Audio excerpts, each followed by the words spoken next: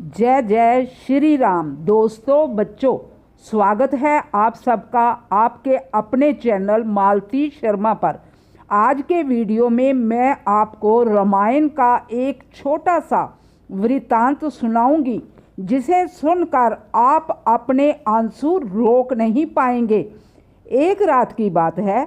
माता कौशल्या जी को रात में सोते समय अपने महल की छत पर किसी के चलने की आहट सुनाई दी। नींद खुल गई। पूछा कौन है, तो मालूम पड़ा श्रुति कीर्ति जी हैं, सबसे छोटी बहू शत्रुघ्न जी की पत्नी। माता कौशल्या जी ने उन्हें नीचे बुलाया।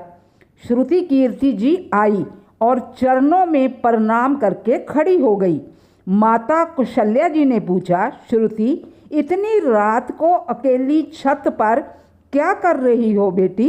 क्या नींद नहीं आ रही? शत्रुघ्न कहाँ है? श्रुति कीर्ति जी की आंखें भर आई।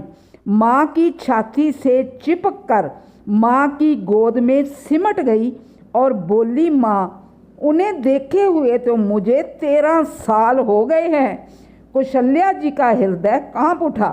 तुरंत आवाज़ लगाई। सेवक दौड़े दौड़े आए। आधी रात को ही पालकी तैयार करवाई। आज शत्रुघ्न जी की खोज होगी। माँ साथ चली। नगरी अयोध्या जी के दरवाजे के बाहर भरत जी नंदीग्राम में तपस्वी होकर रहते हैं। इस दरवाजे के भीतर एक पत्थर की शिला है। शत्रुघ्न जी इसी शिला पर अपनी बाहों का तकिया बनाकर लेटे मिले। माँ उनके सिरहाने बैठ गई, बालों में हाथ फेरने लगी तो शत्रुघ्न जी ने आंखें खोली। देखा सामने माँ है। वो उठे और चरणों में गिरे और कहा, माँ, आपने कष्ट क्यों किया? मुझे बुला लिया होता। माँ ने कहा, शत्रुघ्न, यहाँ क्यों? शत्रुघ्न जी की रुलाई फूट पड़ी। बोले, माँ, भैया राम जी पिताजी की आज्ञा से वन चले गए। भैया लक्ष्मण उनके पीछे चले गए। भैया भरत जी भी नंदीग्राम में हैं।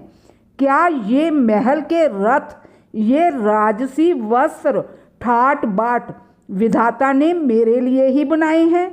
माता कौशल्या जी निरुत्तर हो गई। देखिए क्या है रामायण की कथा। ये तो त्याग की मानो प्रतियोगिता ही चल रही हो। इसमें सभी प्रथम हैं, कोई पीछे नहीं।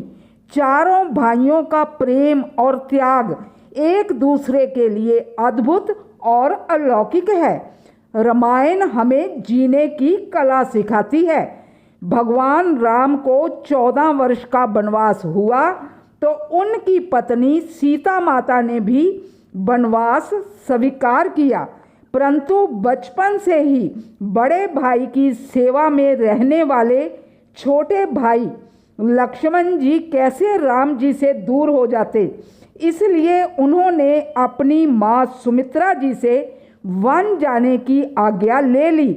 परंतु जब पत्नी उर्मिला के कक्ष की ओर बढ़ रहे थे तो सोच रहे थे कि माँ ने तो आज्ञा दे दी, परंतु उर्मिला को कैसे समझाऊंगा। बस यही सोचते हुए वो उर्मिला के कक्ष में पहुँचे तो देखा कि उर्मिला आरती का थाल लेकर खड़ी थी। बोली, आप मेरी चिंता छोड़िए, प्रभु श्री राम जी की सेवा में वन जाइए। मैं आपको नहीं रोकूंगी। मेरे कारण आपकी सेवा में कोई बाधा आए, इसलिए साथ जाने की जिद भी नहीं करूंगी। जो बात लक्ष्मण जी को कहने में संकोच हो रहा था, उर्मिला जी ने उन्हें कुछ बोलने से पहले ही संकोच से बाहर निकाल दिया। वास्तव में यही पत्नी का धर्म है। लक्ष्मण जी तो चले गए, लेकिन 14 वर्ष तक उर्मिला जी ने एक तपस्विनी की भांति कठोर तप किया। वन में श्री राम और माता की सेवा में लक्ष्मण जी ने 14 वर्ष तक कभी सोकर नहीं देखा। इधर उर्मिला जी ने भी अपनी पलकों के द्वार बंद नहीं होने दिए।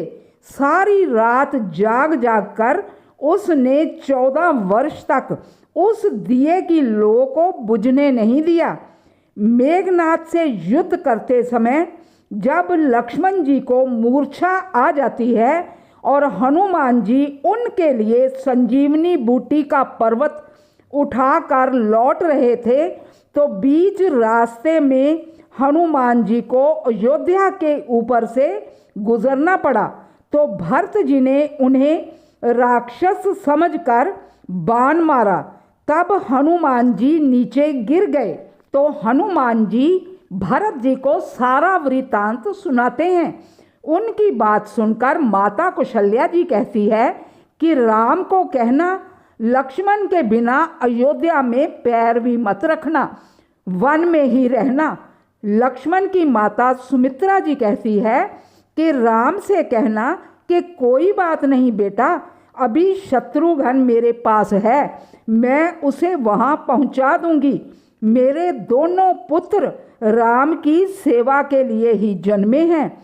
माताओं का प्रेम देखकर हनुमान जी की आंखों में आंसुओं की धारा बहने लगी। परंतु जब उन्होंने उर्मिला जी को देखा तो सोचने लगे कि ये क्यों एकदम शांत और प्रसन्न खड़ी है। क्या इन्हें अपने पति के प्राणों की कोई चिंता नहीं है? आपके पति के प्राण संकट में हैं। सूर्योदय होते ही सूर्य वंश का दीपक बुझ जाएगा। उर्मिला का उत्तर सुनकर तीनों लोकों का कोई भी प्राणी उनकी वंदना किए बिना नहीं रह सकता। उर्मिला बोली, मेरा दीपक संकट में नहीं है, वो बुझ नहीं सकता। हनुमान जी, आप चाहें तो कुछ दिन अयोध्या में विश्राम कर लीजिए, क्योंकि आपके वहाँ पहुँचे बिना सूर्य उदय हो ही नहीं सकता। आपने कहा कि प्रभु श्री राम मेरे पति को अपनी गोद में लेकर बैठे हैं। जो मनुष्य योगेश्वर प्रभु राम जी की गोद में लेटे हों, काल उसे छू भी कैसे सकता है? ये दोनों लीला कर रहे हैं और मेरे पति जब से वन में गए हैं सोए नहीं, क्योंकि उन्होंने ना सोने का प्रण लिया हुआ है, इसलिए वो थोड़ा विश्राम कर रहे हैं। और शक्ति मेरे पति को लग ही नहीं सकती। शक्ति तो प्रभु श्री राम जी को लगी है। मेरे पति जी की श्वास में राम राम है, उनके रोम रोम में राम है, उनके खून की एक एक बूंद में राम है। जब उनके शरीर और आत्मा में सिर्फ राम ही है तो शक्ति राम जी को ही लगी होगी और दर्द भी राम जी को ही हो रहा होगा। इसलिए हनुमान जी, आप निश्चिंत होकर जाइए, सूर्य उदय नहीं होगा। राम राज्य की नींव राजा जनक जी की बेटियां ही थी, कभी सीता तो कभी उर्मिला। राम राज्य इन सब के प्रेम, त्याग, समर्पण और बलिदान से ही आया। कभी समय मिले तो अपने वेद, पुराण, गीता, रामायण को पढ़ने का प्रयास कीजिएगा, जीवन जीने का सलीका आ जाएगा। लक्ष्मण सा भाई हो, कौशल्या सी माई हो, स्वामी तुम जैसा मेरा रघुराई हो। नगरी हो अयोध्या सी, रघुकुल का घराना हो, चरण हो राघव के यहाँ मेरा ठिकाना हो त्याग भरत जैसा, सीता सी नारी हो, लव कुश के जैसी संतान हमारी हो।